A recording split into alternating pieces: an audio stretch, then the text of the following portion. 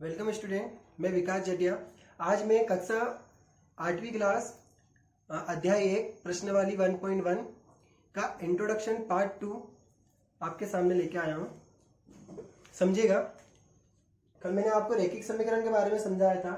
आज मैं आपको संवर्त क्लोजर के बारे में समझाऊंगा कि प्राकृत संख्या और पूर्ण संख्या और पूर्णांक संख्या और परिमेय संख्या, अगर अपन प्राकृत संख्या में कोई संख्या लेंगे तो उसमें योग होगा या नहीं होगा। अगर योग होगा तो वह संख्या प्राकृत संख्या में आएगी कि नहीं आएगी, सारी चीजें अभी आपको बताने वाला हूँ।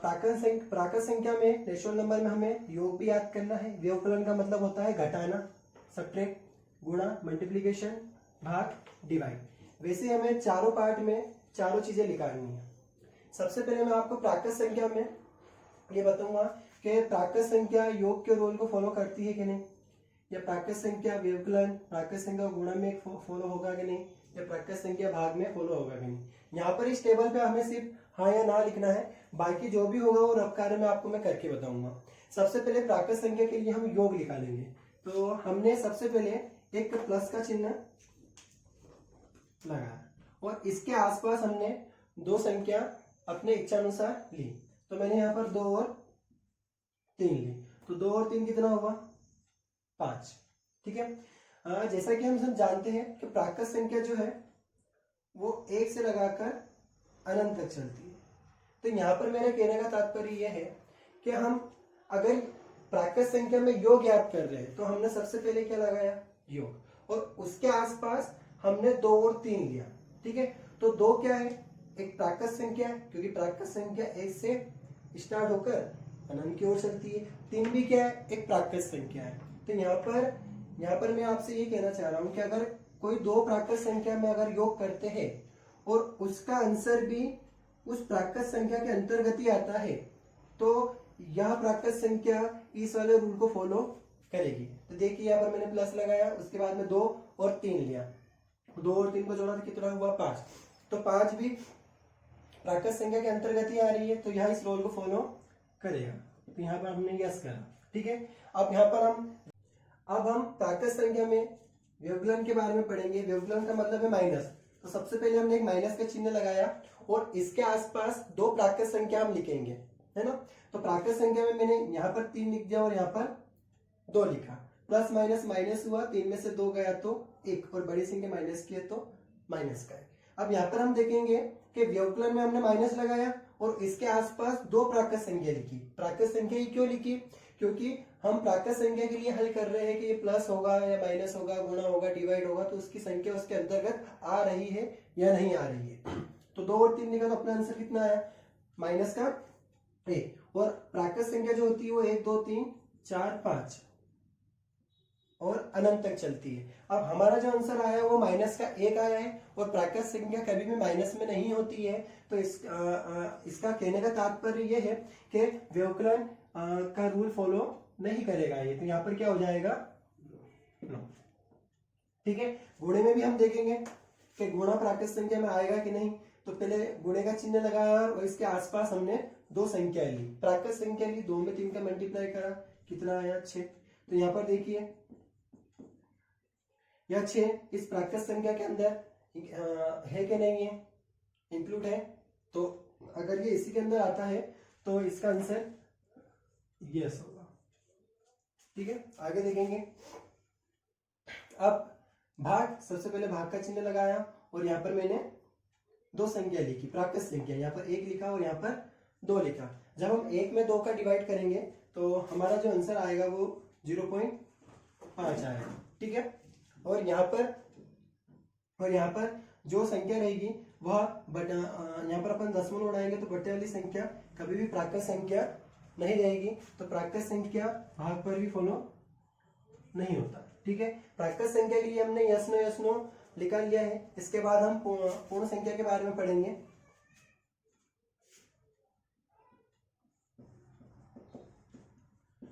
पूर्ण संख्या के लिए सबसे पहले हम प्लस के लिए पढ़ेंगे। तो यहाँ पर मैंने प्लस लगाया और यहाँ पर अब पूर्ण संख्या जो होती है वो 0 1 2 3 4। पूर्ण संख्या में से हम कौन सी भी 2 संख्या लेंगे और यहाँ पर हम इसको रखेंगे। अगर उसका उस पूर्ण संख्या को हल करने के बाद में अगर वो आंसर इसी के अंतर्गत आता है तो इसका आंसर यस होगा, अन्यथा नहीं होगा। तो हमने एक 0 लिया और एक 2 लिया, ठीक है, और 0 और 2 को जोड़ा, कितना हुआ 2। पहले तो प्लस लगाया क्योंकि हम प्लस के लिए हल कर रहे हैं, उसके बाद में इसके प्लस के आसपास हमने 2 पूर्ण संख्या रखी, ठीक है, और जब हमने जोड़ा तो इसका आंसर कितना आया 2। तो यह 2 पूर्ण संख्या के अंतर्गत ही है, तो यहाँ पर आंसर क्या होगा यस, ठीक है। अब हम माइनस लिखेंगे और माइनस के आसपास हम 2 पूर्ण संख्या रखेंगे, जैसे कि 0 और 3। जब हम 0 और 3 को हल करेंगे तो हमारा आंसर माइनस का 3 आएगा, और माइनस का 3 हमारे पूर्ण संख्या के अंतर्गत नहीं आता है, तो यहाँ पर भी आंसर 9 होगा। अब हम गुणा करके देखते हैं। हमने गुणे का चिन्ह लगाया और उसके बाद हम 0 और यहाँ पर दो पूर्ण संख्या लेंगे और इसको हल करेंगे, तो आंसर आएगा हमारा 0। अब जो 0 है वो पूर्ण संख्या के अंतर्गत ही है, तो यहाँ पर क्या होगा यस, ठीक है। अब हम भाग करके देखेंगे।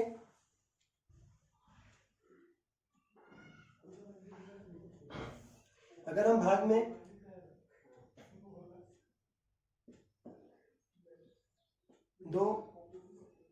अगर हमने भाग में 2 पूर्ण संख्या आसपास ली और 2 में 0 का डिवाइड करा, तो यहाँ पर हमारा आंसर आएगा, यहाँ पर हमारा जो आंसर आएगा वह इंफिनिटी आएगा, ठीक है, सॉरी। अगर हमने तो डिवाइड लिया और यहाँ पर हमने 2 संख्या ली, 1 और 1/2, तो यहाँ पर भी जो हमारा आंसर आएगा वो 0.5 आएगा। और यहाँ पर भी अगर कोई दशमलव वाली संख्या आती है तो यह पूर्ण संख्या इस भाग को फॉलो नहीं करती है। अब पूर्णांक संख्या के बारे में हम लेंगे, इसमें पूर्णांक संख्या के लिए योग लेंगे प्लस, और पूर्णांक संख्या जो होगी वो 0 से धनात्मक की ओर और ऋणात्मक की ओर दोनों ओर चलती है। और हम अब प्लस के आसपास 2 पूर्ण संख्या लेंगे, जैसे कि 2 और 3, ठीक है, 2 और 3 को जोड़ा तो कितना हुआ 5। अब यह 5 जो हमारा आंसर आया है ये पूर्णांक संख्या के अंतर्गत ही है क्या, तो 0 के धनात्मक की ओर 1 2 3 4 5, तो यह पूर्णांक संख्या जो हमारा आंसर आएगी ये पूर्णांक संख्या के अंतर्गत ही है, तो यहाँ पर भी हमारा आंसर यस रहेगा, ठीक है। अब पूर्णांक संख्या के लिए हम माइनस याद करेंगे कि यहाँ पर यस आएगा कि नो आएगा। हमने यहाँ पर माइनस करा और माइनस करने पर हमने 2 पूर्णांक संख्या हमने ली,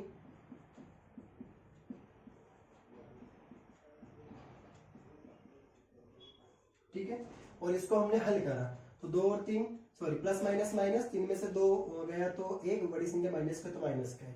और यहाँ पर हम देखेंगे कि हमने जो हल करा आंसर वो पूर्णांक संख्या के अंतर्गत आता है क्या, तो पूर्णांक संख्या के अंतर्गत यहाँ आता है, तो यह हमारा आंसर यस होगा। पूर्णांक संख्या व्यवकलन के लिए भी फॉलो होती है। आगे हम देखेंगे मल्टीप्लाई में हमने 2 और 3 ले लिया, ठीक है, 2 में 3 का मल्टीप्लाई कर दिया, कितना आ गया 6 पूर्णांक संख्या के अंतर्गत आता है, देखिए आ रहा है 1 2 3 4 5 6 आएगा, इसके बाद में धनात्मक की ओर, तो यहाँ पर भी क्या होगा यस होगा। अब हम डिवाइड करके देख लेते हैं, पूर्णांक संख्या में डिवाइड काम आएगी नहीं या नहीं आएगी, तो हमने यहाँ पर 2, यहाँ पर हमने 1 और 2 ले लिया और यहाँ पर भी आंसर कितना आ गया 0.5, और यहाँ पर भी अगर 0.5 आंसर आ गया है तो यहाँ भी पूर्णांक संख्या के अंतर्गत नहीं आती है, ठीक है।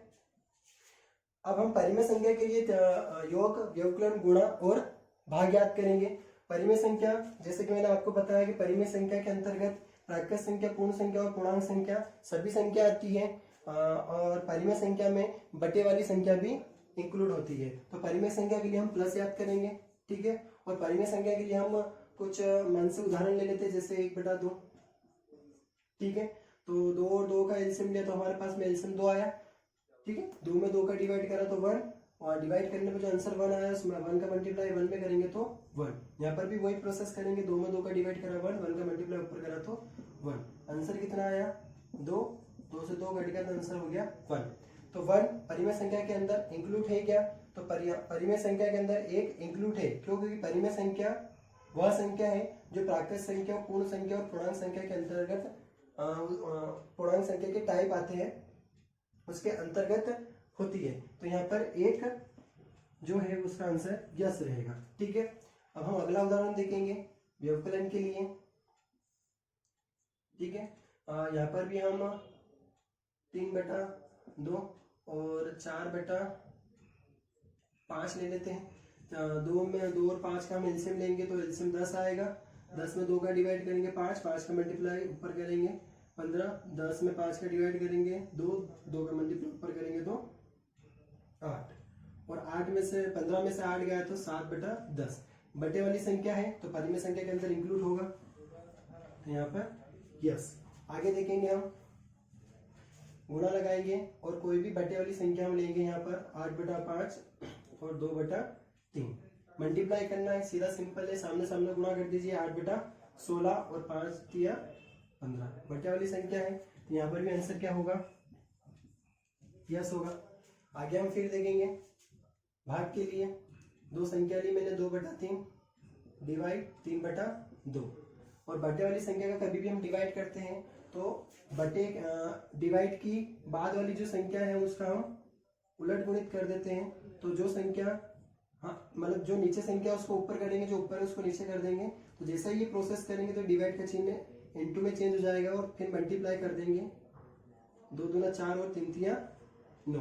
तो हमारा आंसर यह एक परिमेय संख्या है तो यहाँ पर भी क्या होगा यस होगा।